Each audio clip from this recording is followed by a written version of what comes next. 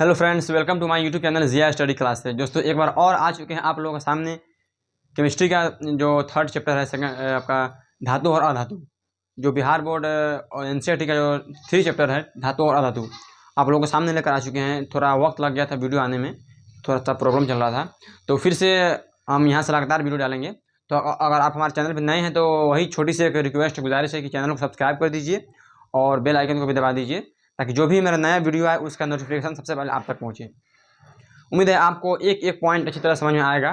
बस आपको वीडियो को स्किप नहीं करना है, पूरे वीडियो को अच्छी तरह से एक्सप्लेन, अच्छी तरह से उसको समझना है और देखना है।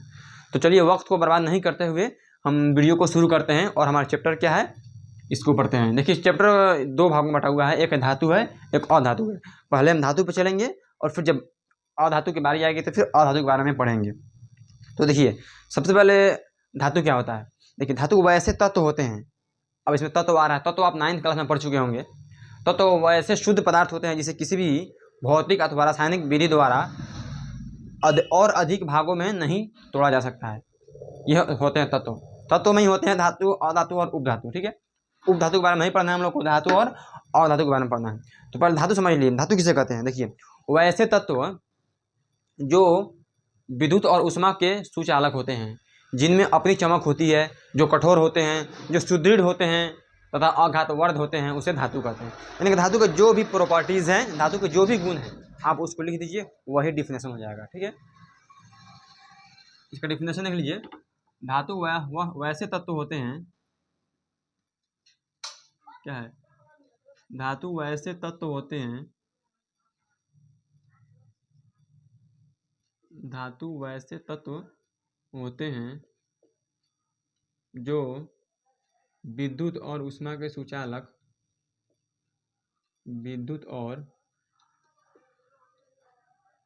ऊष्मा के सुचालक, देखिए वीडियो को मिला कर दीजिएगा, विद्युत और ऊष्मा के सुचालक, सुचालक सुदृढ़, सुचालक के बाद आपका देखिए कठोर भी होता है ये, सुचालक कठोर के बाद हो जाएगा आपका सुदृढ़ हो जाएगा। सुदृढ़ मतलब भी कठोर ही होता है, सुदृढ़। उसके बाद तथा अघातवर्धनीय होता है, तो अघातवर्धनीय होता है, अघातवर्धनीय होता है तथा इसे पीट कर चादर बनाया जा सकता है, ये होता है। तथा इसे पीट कर चादर बनाया जा सकता है, तथा इसे पीट कर चादर बनाया जा सकता है, चादर बनाया जा सकता है, चादर बनाया जा सकता है, चादर बनाया जा सकता है। क्या धातु कहलाता है, धातु कहलाता है। धातु वैसे तत्व होते हैं जिनकी जो विद्युत और ऊष्मा के सुचालक, कठोर, सुदृढ़ तथा अघातवर्धनीय होता है तथा इसे पीट कर चादर बनाया जा सकता है। इतना ही हो गया, इसमें आगे लिखने की जरूरत नहीं है। यह आपका धातु का डिफिनेशन हो गया। देखिए इसकी संख्या टोटल आपका 96 हो जाएगा, इसकी कुल संख्या 96 होती है, 96 है। अभी तक जहाँ तक खोज हुआ है, अभी तक जितने तत्वों का खोज हो चुका है, लगभग तकरीबन 118 तत्वों का अभी तक खोज हो चुका है। इसमें 96 आपका धातु के श्रेणी में रखा गया। ठीक है, धातु वैसे तत्व होते हैं जो विद्युत और ऊष्मा के सुचालक, कठोर, सुदृढ़ तथा अघातवर्धनीय होता है तथा इसे पीट कर चादर बनाया जा सकता है। इसकी कुल संख्या 96 है। इसका कुछ एग्जाम्पल ले लेते हैं। जैसे में आप लिख लीजिए, धातु बहुत सारे हैं। सोडियम ले लीजिए, सोडियम ले लीजिए। उसके बाद एल्यूमिनियम ले लीजिए, एल्यूमिनियम, एल्यूमिनियम, एल्यूमिनियम ले लीजिए, बहुत सारे हो जाएगा। चांदी ले लीजिए, सोना ले लीजिए, चांदी, सोना, टीन, स्टेन आदि इत्यादि बहुत सारा है। 2-3 आप एग्जाम्पल लिख सकते हैं। ये तो हो गया, धातु हो गया। अब देखिए, अब हम लोग पढ़ेंगे धातु के गुण। देखिए गुण को भी 2 तरह से बांटा गया है, एक भौतिक गुण और एक रासायनिक गुण।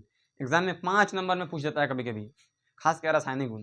तो धातु के भौतिक गुण पहले हम लोग पढ़ते हैं। ठीक है, धातु के भौतिक गुण कितने होते हैं, इसको लाल मार्कर से लिख देते हैं।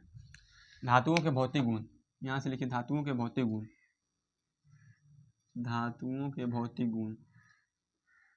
सुनिएगा भौतिक गुण क्या होता है, इसको भी हम डिफिनेशन करते हैं। धातुओं के भौतिक गुण,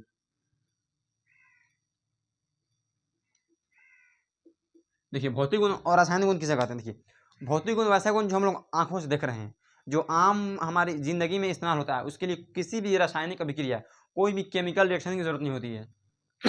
हम लोग बढ़ रहे हैं, हमारे दाढ़ी मूछ आ रहा है, या कोई पेड़ पौधा बढ़ रहा है, कुछ भी हो रहा है, ये हमारा जो आंखों के सामने हो रहा है, इसमें किसी भी रिएक्शन की जरूरत नहीं हो रही है, ये हमारा भौतिक गुण हो गया। वैसा ही धातु है, कठोर होता है, आघातवर्णीय होता है, विद्युत और उष्मा का सुचालक होता है, ये सब उसका भौतिक गुण है। ठीक है, धातु का भौतिक गुण लिखिए।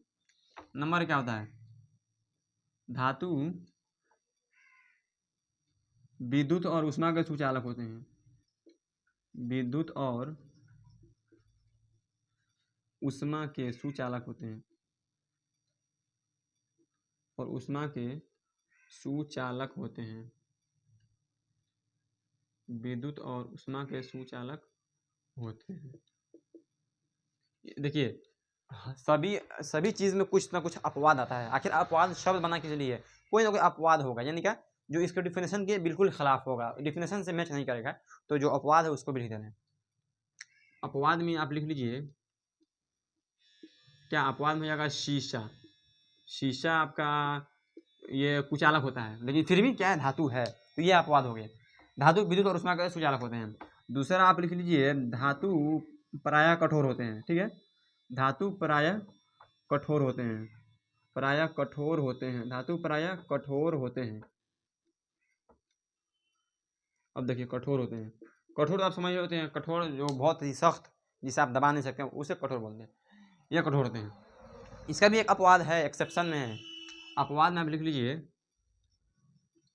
अपवाद लिख सकते हैं आप, पारा लिख लीजिए, पारा या मरकरी, दोनों एक ही बात है, एक ही का डबल नाम है, पारा या मरकरी। Hg इसका संकेत होता है, Hg। ये हो गया दूसरा गुण, धातु प्रायः कठोर होते हैं। तीसरा गुण आप लिख सकते हैं, धातु विद्युत और उष्मा के सुचालक होते हैं, धातु प्रायः कठोर होते हैं, धातु प्रायः अघातवर्धनीय होते हैं, धातु प्रायः अघातवर्धनीय होते हैं, अघातवर्धनीय होता है, ये अघातवर्धनीय होता है।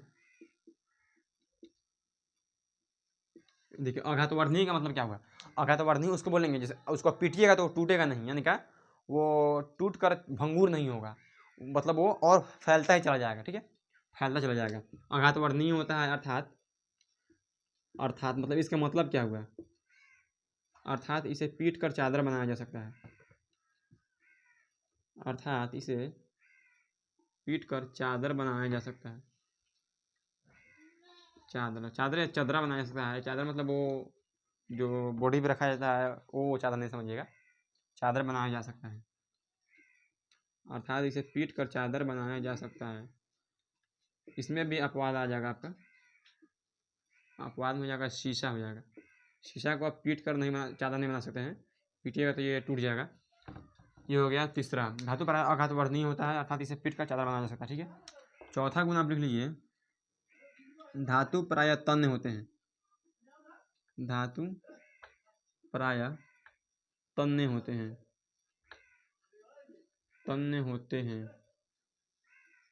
तन्य क्या मतलब हुआ, अर्थात देखिए समझिए इसका मतलब क्या हुआ, तन्य का मतलब हुआ इसे हम लोग बहुत लंबाई तक खींच सकते हैं, अर्थात इसे अधिक अर्थात इससे लिख लीजिए, इससे लंबी तार खींच सकते हैं, लंबी तार खींच सकते हैं, अर्थात इससे लंबी तार खींच सकते हैं। ये हो गया चौथा गुण। इसका इसमें भी एक एक्सेप्शन आएगा, अपवाद। अपवाद भी लिख देते हैं ताकि आप लोग कंफ्यूज नहीं होइएगा। अपवाद में शीशा ही आएगा, शीशा बहुत ज़्यादा एक्सेप्शन है आपका, हर गुण में लगभग अपवाद शीशा आ जा रहा है, क्योंकि शीशा का वैसे तो इसे धातु की श्रेणी में रखा गया है, लेकिन ये इसका डिफिनेशन जो है वो धातु के डिफिनेशन से बिल्कुल मैच नहीं करता है। अब वो जो वैज्ञानिक लोग बनाए होंगे, ये वो जानेंगे, ये हम आप नहीं जानेंगे, ठीक है। हम बस पढ़ना है। धातु पराय तन होते हैं, अर्थात इसे लंबी तार में अर्थात इससे लंबी तार खींच सकते हैं। चौथा देखिए, पांचवा क्या है, धातुओं में विशेष चमक होती है। धातुओं में विशेष चमक होती है, विशेष चमक होती है। धातुओं में विशेष चमक होती है, जिसे धातुई चमक कहते हैं। क्या कहते हैं जिसे? धातुई चमक कहते हैं, इसे धातुई चमक कहते हैं।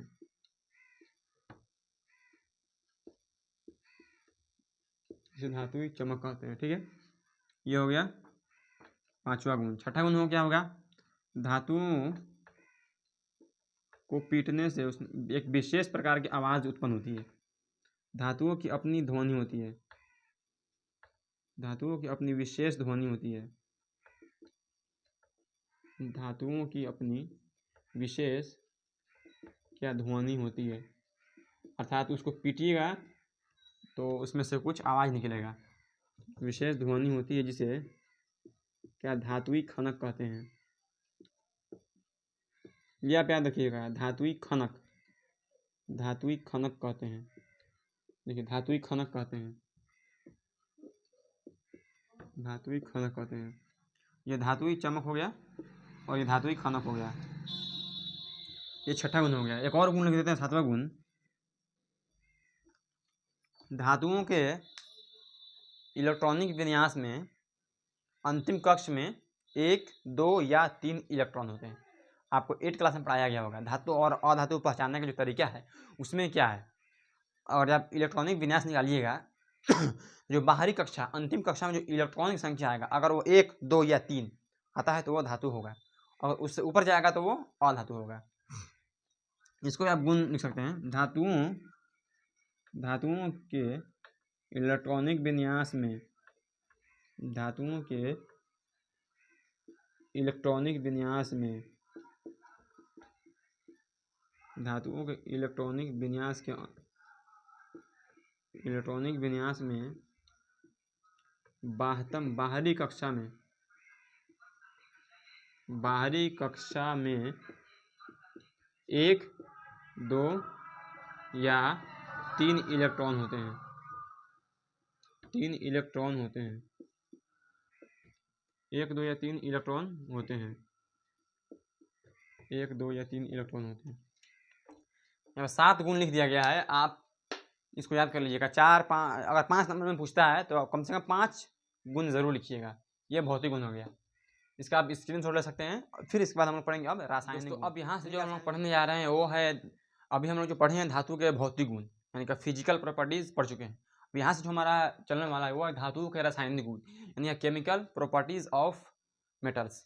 तो धातु का रासायनिक गुण क्या होता है, इसमें भी 4-5 गुण आपको पढ़ाएंगे। ये आपका 5 नंबर में अक्सर पूछता रहता है, तो इसको आपको समझना है। बहुत सारे गुण हैं और उस गुण के बारे में बताना है, वो गुण क्या होता है, कैसे होता है। इसके लिए पहले मार्कर लेते हैं।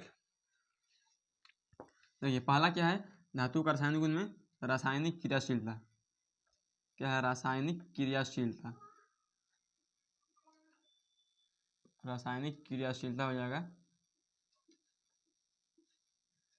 इसको बोलते हैं केमिकल रिएक्टिविटी, ठीक है। रासायनिक क्रियाशीलता समझिए। देखिए, हम लोग ये पढ़ चुके हैं, 9th में ही पढ़ चुके हैं। देखिए, धातु प्राय इलेक्ट्रॉन त्यागने की प्रवृत्ति रखते हैं, यानी क्या, उनके अंदर ये गुण होता है कि वो इलेक्ट्रॉन त्यागते हैं, और इलेक्ट्रॉन त्याग कर वो अस्थायी बनते हैं, जिसके कारण उसे विद्युत धनात्मक भी कहते हैं। तो इसी नियम पे डिफिनेशन बना है। देखिए, जो धातु जितनी आसानी से, पहले समझ लीजिए, जो धातु जितनी आसानी से इलेक्ट्रॉन त्याग कर अस्थायी बनते हैं वो उतने ही अधिक क्रियाशील होते हैं। धातु के इसी गुण को हम लोग रासायनिक क्रियाशीलता बोलते हैं, ठीक है। जो धातु जितनी आसानी से, जो धातु जितनी आसानी से, जो धातु जितनी आसानी से इलेक्ट्रॉन त्याग कर,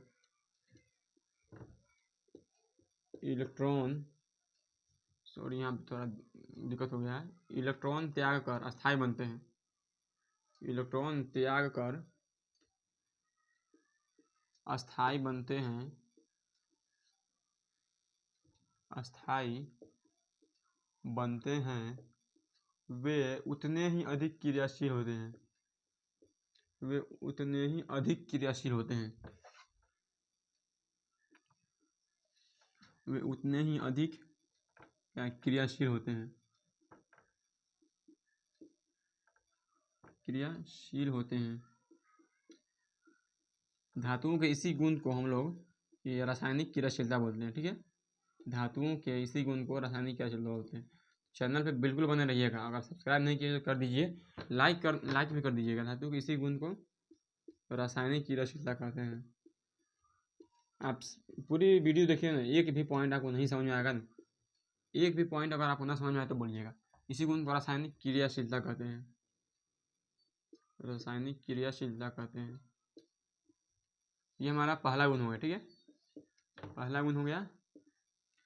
देखिए, रासायनिक क्रियाशीलता।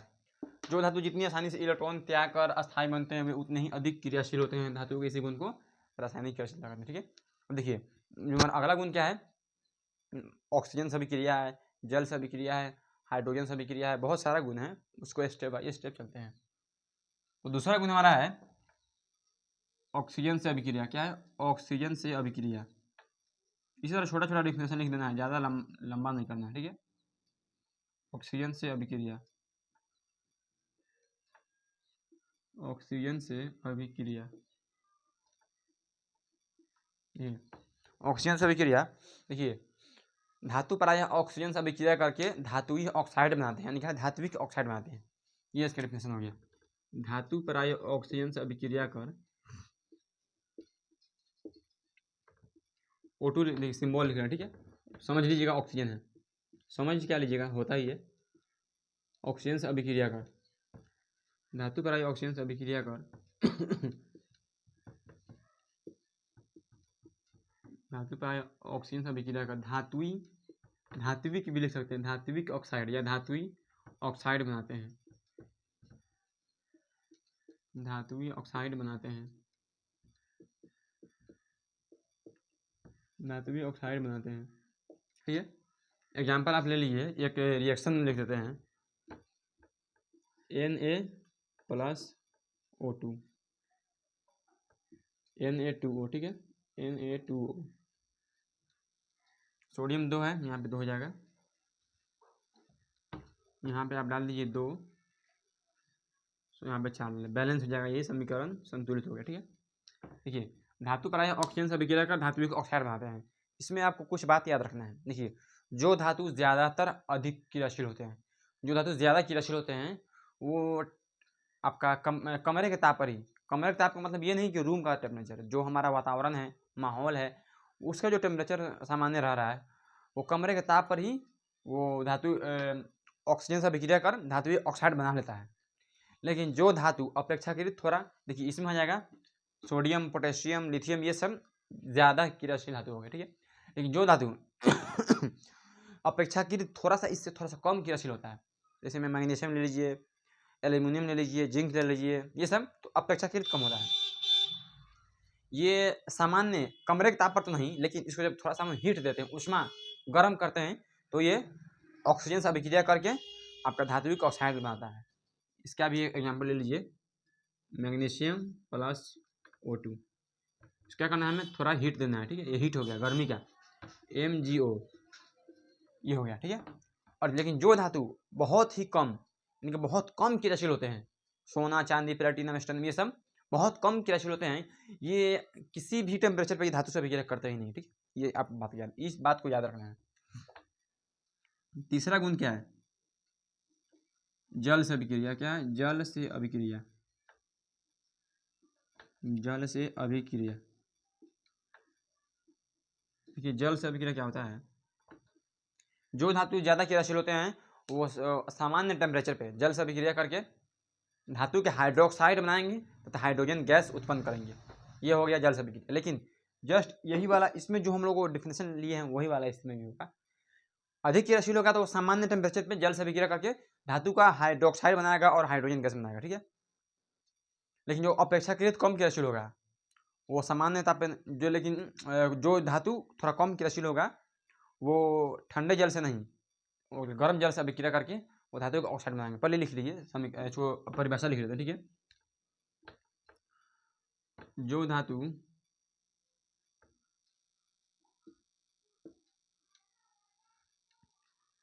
अधिक क्रियाशील होते हैं, अधिक क्रियाशील होते हैं, अधिक क्रियाशील होते हैं, वे सामान्य जल से भी, सामान्य कहने का मतलब नॉर्मल जो ठंडा जल होता है, सामान्य जल से अभिक्रिया कर, यानी रिएक्शन करके, अभिक्रिया कर क्या बनाएंगे, धातु के हाइड्रोक्साइड, धातु के हाइड्रोक्साइड, धातु के हाइड्रोक्साइड तथा हाइड्रोजन गैस बनाते हैं, ठीक है। ये हाइड्रोजन गैस हो गया, हाइड्रोजन गैस बनाते हैं। देखिए थोड़ा इसका समझिए इसको।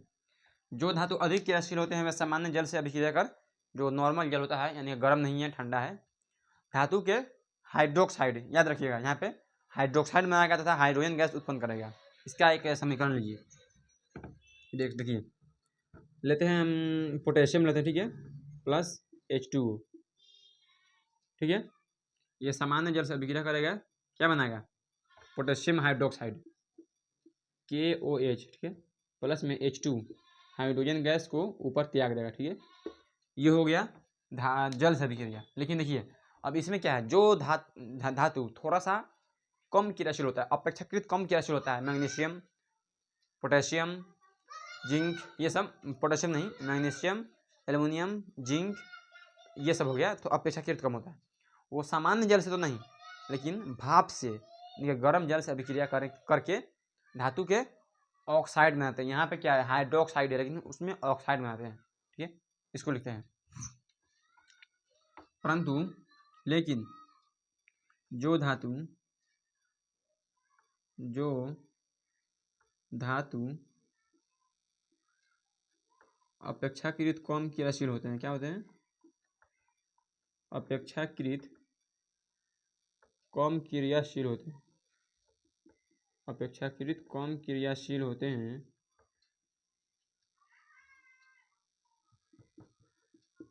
वे सामान्य जल से तो नहीं,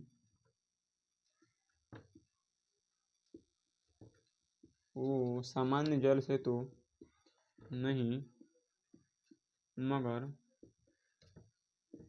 क्या गर्म जल से अभिक्रिया कर, गर्म जल से अभिक्रिया कर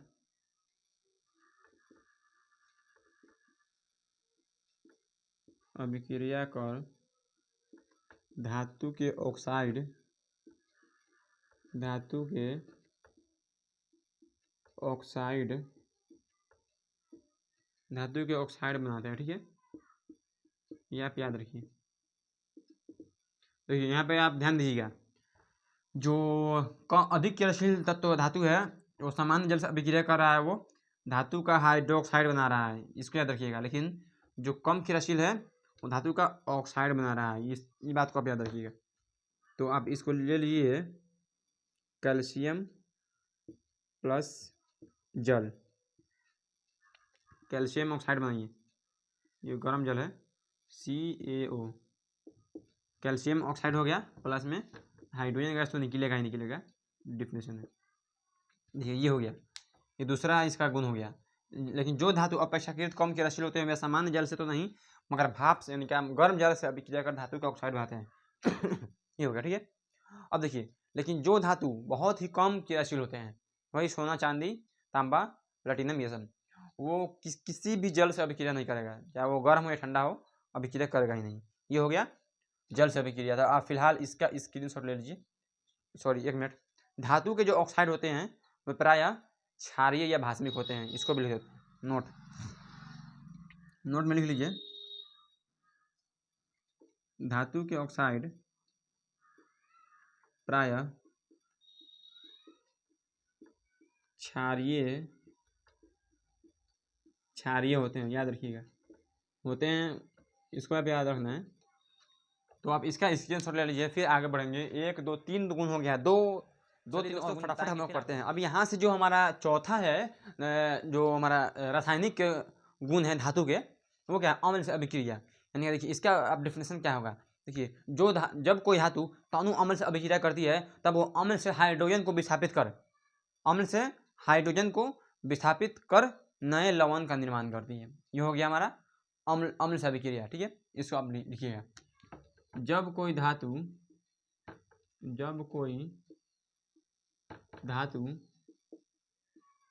तनु अम्ल से अभिक्रिया करती है, याद रखिएगा, धातु तनु अम्ल से अभिक्रिया करेगा।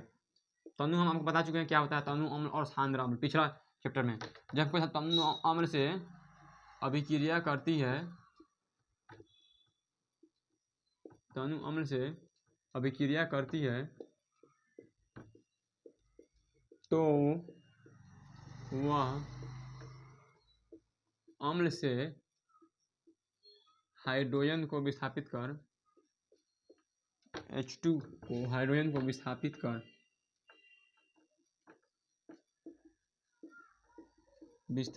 कर लवण का निर्माण करती है। ठीक है, लवण का निर्माण करती है। अब यहाँ पे आप तो बताते हैं आपको ये तनु अम्ल से अभिक्रिया क्यों कर रहा है।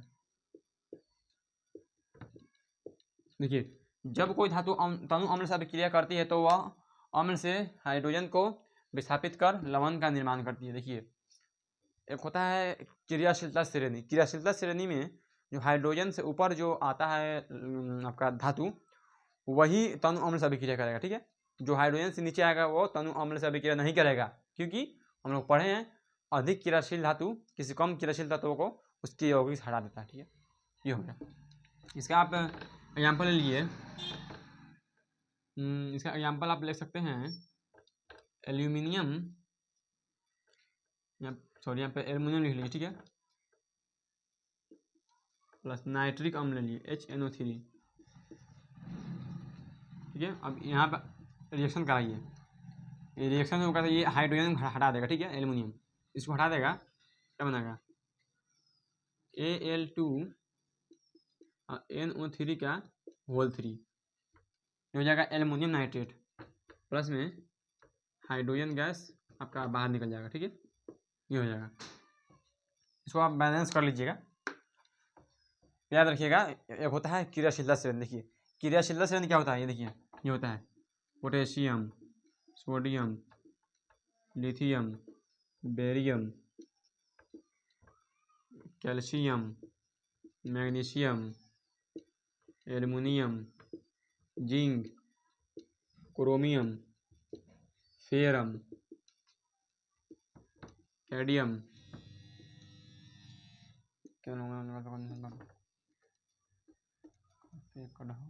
ये हो गया हाइड्रोजन। देखिए यहाँ पे आ गया हाइड्रोजन, इसको क्यों घेर रहे हैं बताएंगे आपको। सो यहाँ पे हाइड्रोजन नहीं आएगा, कोबाल्ट आएगा, निकेल आएगा, स्टेनम आएगा, कोलम्बम आएगा, यहाँ पे आपका हाइड्रोजन आएगा। ठीक है, यहाँ पे आएगा हाइड्रोजन। ठीक है, देखिए अब इसके ऊपर इसमें से जो भी तत्व आएगा वो तनु अम्ल से अभिक्रिया करेगा और लवण का निर्माण करेगा। इसके नीचे जो भी तत्व आएगा वो नहीं, वो इससे अभिक्रिया नहीं करेगा। नीचे भी तत्व आता है, नीचे भी हो जाएगा, ये हो जाएगा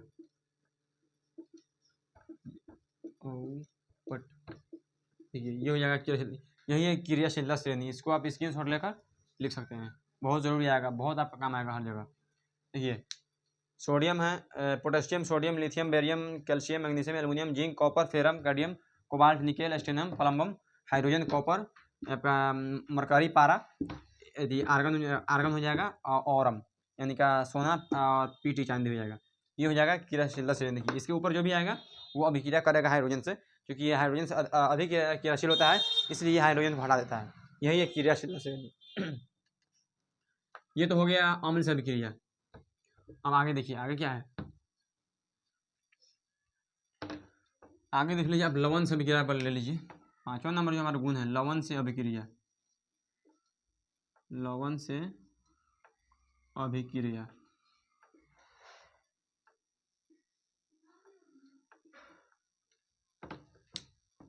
देखिए लवण से अभिक्रिया, इसका डिफरेंस क्या होगा? जब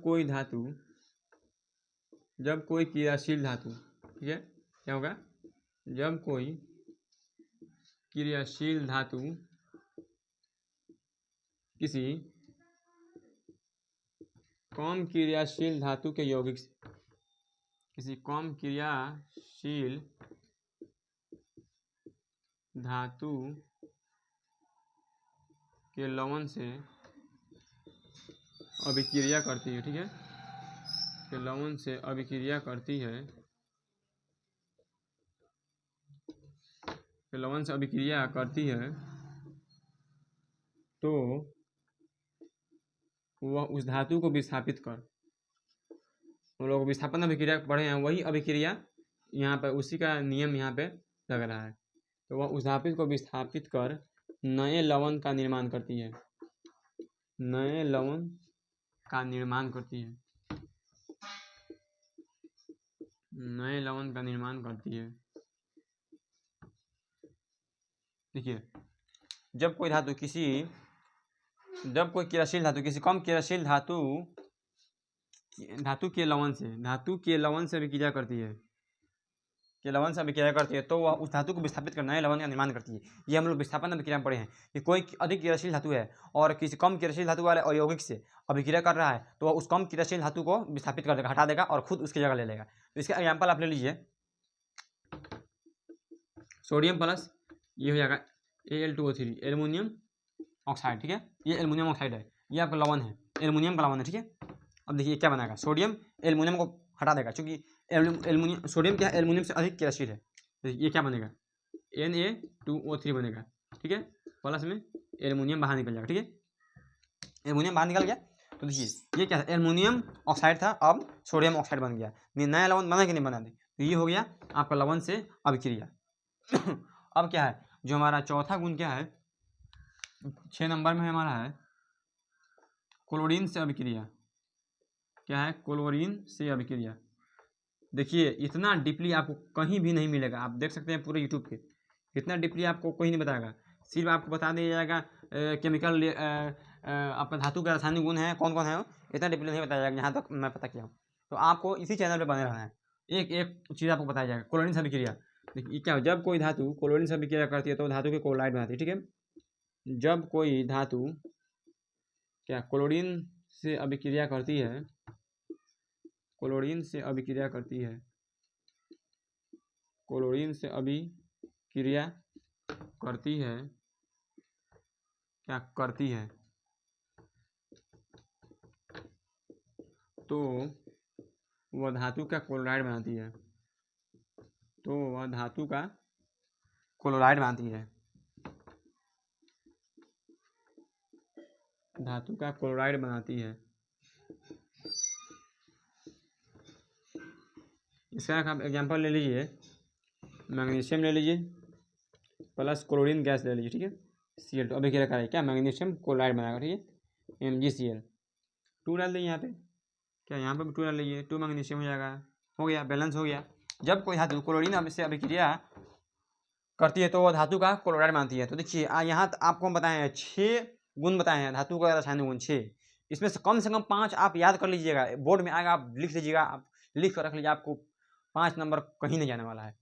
ये हो गया धातु का रासायनिक गुण, इतना डीपली शायद ही आपको बताएगा।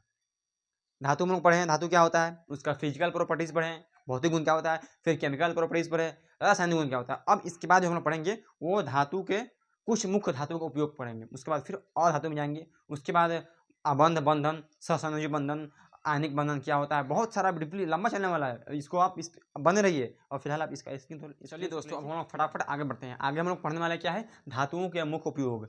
धातु का हम लोग अब ये आखिरी पॉइंट है धातु का, फिर धातु को अब यहाँ पे हम एंड करेंगे, फिर चलेंगे और धातु में। देखिए धातु में क्या करेंगे, हम आपको कुछ मुख्य धातु दे देंगे, लोहा हो गया, चांदी, सोना, ये सब देंगे और उसका उपयोग बताएंगे। इस तरह आपको भी एग्जाम में लिख देना है कुछ धातुओं का मुख्य उपयोग। देखिए पहला नंबर हम लेंगे लोहा, लोहा सबसे अधिक कीमती धातु यही है लोहा, ठीक है, लोहा। देखिए लोहा का उपयोग आपको इसमें करना कुछ नहीं है, कुछ धातु लेना है, कहाँ कहाँ उपयोग होता है आप अपने आम जिंदगी में देखते होइएगा कहाँ कहाँ उपयोग होता है। लोहा का उपयोग रेल की पटरियाँ, बहुत सारे आप लिख सकते हैं, रेल की पटरियाँ, आधुनिक यंत्रों, हर जगह लोहा का इस्तेमाल होता है। आधुनिक यंत्रों, लोहा को अगर ज़िंदगी से हटा दिया जाए तो पूरा जीवन चौपट हो जाएगा। आधुनिक यंत्रों, भवन निर्माण, पुल निर्माण,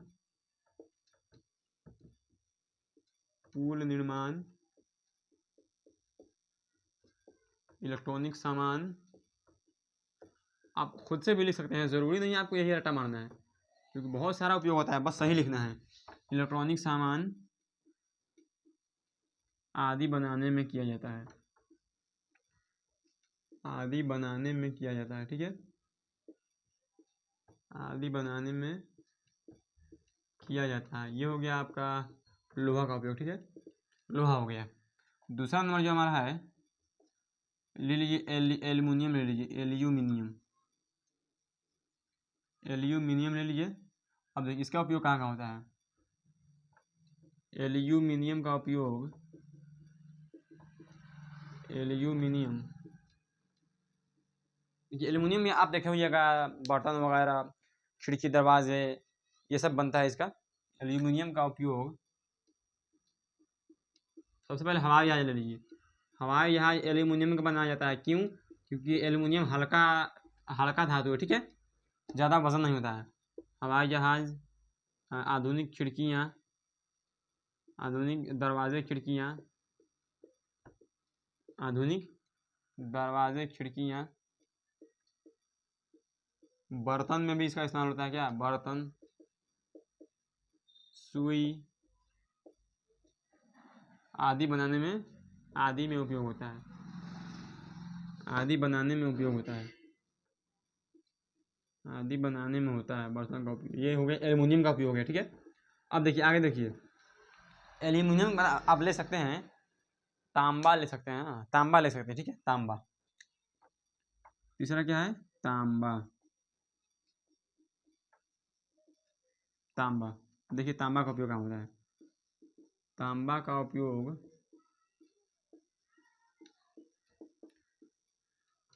तांबा का उपयोग आप ले लीजिए विद्युत तार सबसे अच्छा आपका तार इसी का बनता है, विद्युत तार। इसका भी बर्तन बनता है, बर्तन हो जाएगा। अच्छा अब देखिए वाटर प्यूरिफायर हो जाएगा, वाटर प्यूरिफायर हो जाएगा। कॉपर टी हो जाएगा। कॉपर टी क्या होता है, बायोलॉजी में पढ़ी होइएगा, जब पढ़ लीजिएगा। कॉपर टी आदि के निर्माण में होता है। ये हो जाएगा तांबा, आदि के निर्माण में होता है।